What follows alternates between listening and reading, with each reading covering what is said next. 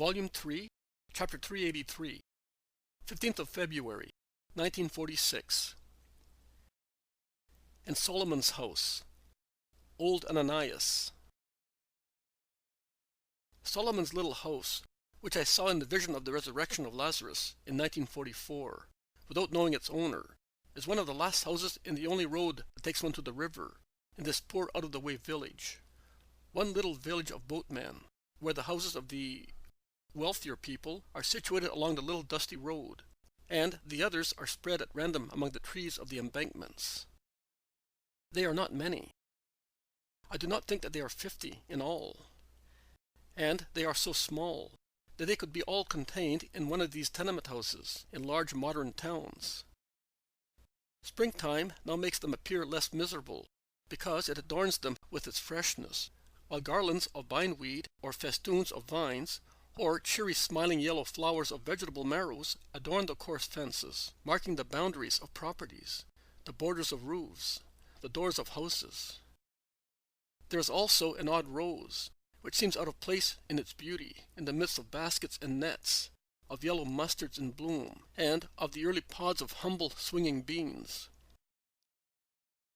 Also, the road looks prettier, because the cane brake at its end has not only the hard berries of the dusty knots, but it is also decorated with plumes, and wild gladioli display their sword-shaped leaves and bright-colored flower spikes, while light bindweeds with thread-like stems embrace canes and knots, winding round them, and at each twirl they put forth the very delicate chalice of their little lilac-pink flower. And myriads of birds make love among the reed thickets, flirting on the canes, swinging on the bearbines, enlivening the greeny marshy embankments with their chirping and many-colored feathers. Jesus pushes the little rustic gate, admitting to a small kitchen garden or courtyard. If it was a kitchen garden, now it is certainly a wild entanglement of grass. If it was a courtyard, it is still a disorder of weeds sown by the wind.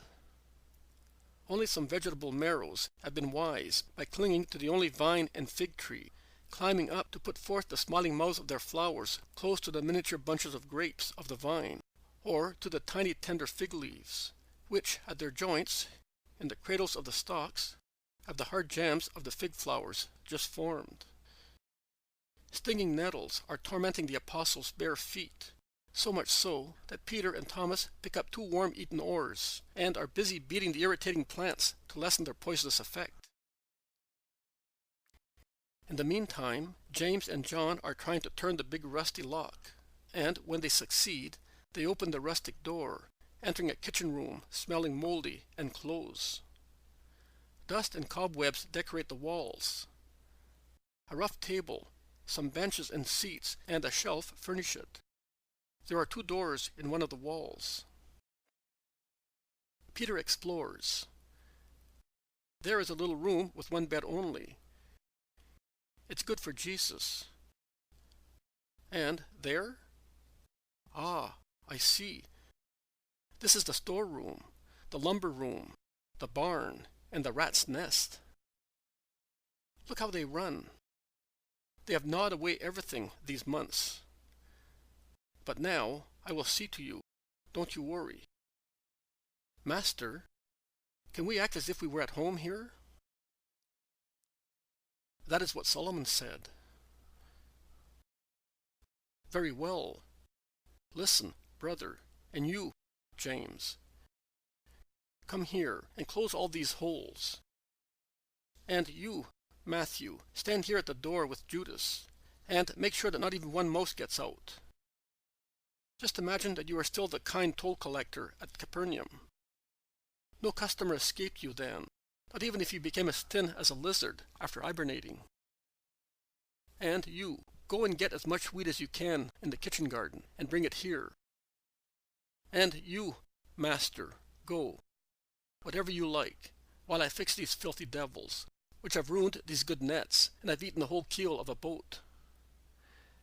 And, while speaking, he gathers together gnawed bits of wood, bits of nets, reduced like tow, faggots. Everything in the middle of the room, and when he gets the green grass, he places it on top of the rest, and then sets fire to the lot, and runs out when the first spirals of smoke rise from the pile. And he laughs, saying, "Let all the Philistines die." "But you're not going to set everything on fire?" asked Simon Zealot. "No, my dear, because the damp green grass chokes the flames, and the flames exhale smoke from the grass, and thus, as good allies, the dry and green elements help each other in taking revenge. Can you smell how it stinks? And before long you will hear screams. Who told me that swans sing before dying? Ah, Syntyche did. The mice will be singing, too, shortly." Judas Iscariot suddenly stops laughing and remarks, "We have not been able to find out anything about her. And we have heard nothing of John of Endor. I wonder where they have ended up." "In the right place, certainly," replies Peter. "Do you know where?" "I know that they are no longer here, to be harassed by ill will." "Have you ever inquired about them?" "I have." "I have not. I am not interested in knowing where they are. I am quite satisfied, thinking and praying that they may persevere in holiness." Thomas says, "Some rich Pharisees asked me about them. They are customers of my father." I replied that I do not know. "And are you not anxious to know?" "I am not, and that is the truth." "Listen, listen. The smoke is having effect. But let us go out, otherwise we shall be choking too," says Peter. And the distraction puts an end to the discussion. Jesus is in the kitchen garden and is straightening the stems of legumes creeping on the ground, which have come up from seed fallen there. "Are you working as a kitchen gardener?" asks Philip, smiling. "Yes. It upsets me to see a plant creep uselessly, whereas it is destined to rise towards the sun and bear fruit."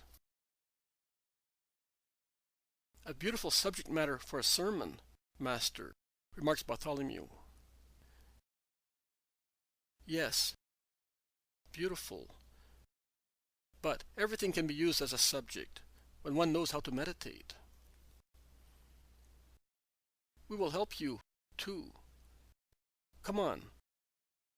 Who will go down to the river to get some canes for the legumes?"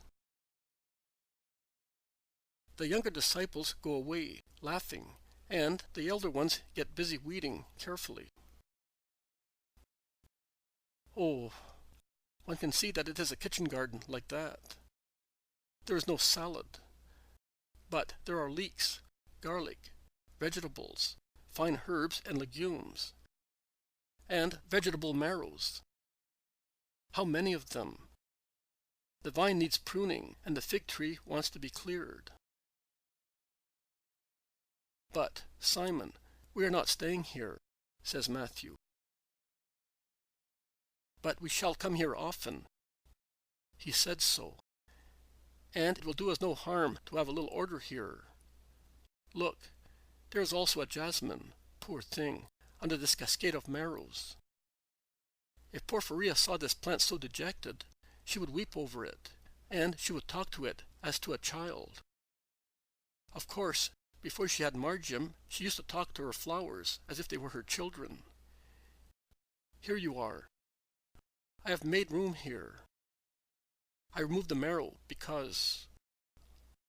Oh, here are the boys with the canes, and Master, there is work for you. He is blind." In fact, James, John, Andrew, and Thomas come in, laden with canes, and Thomas is almost carrying a poor old man, covered with rags.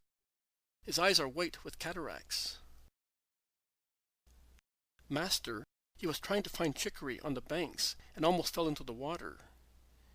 He has been left alone for some months, because the son who kept him died, and his daughter-in-law went back to her house, and he lives as best he can. Is that right, Father? Yes, it is. Where is the Lord? He says, turning round his veiled eyes. He is here. Can you see that long whiteness? It's him.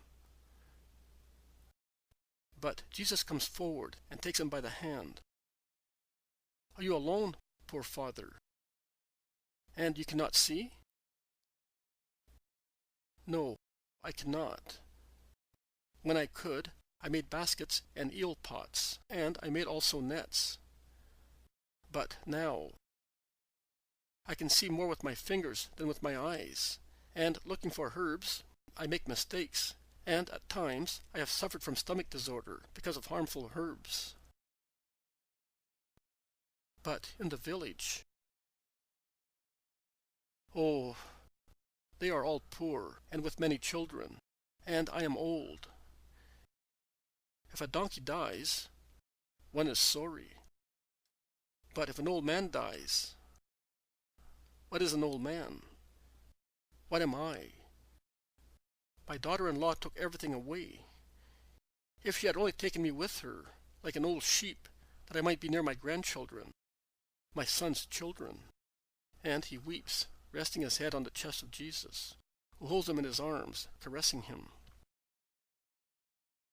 Have you got a house? She sold it.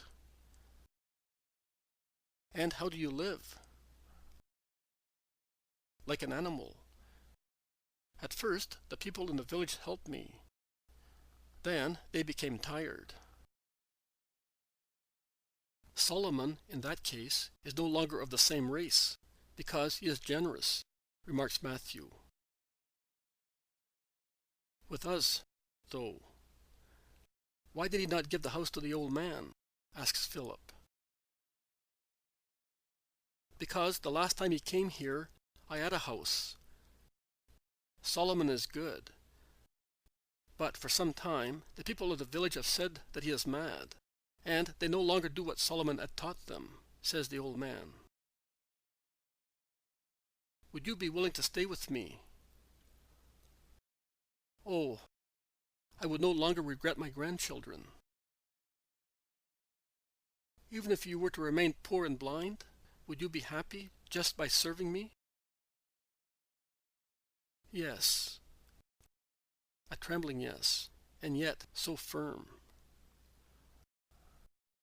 All right, Father. Listen.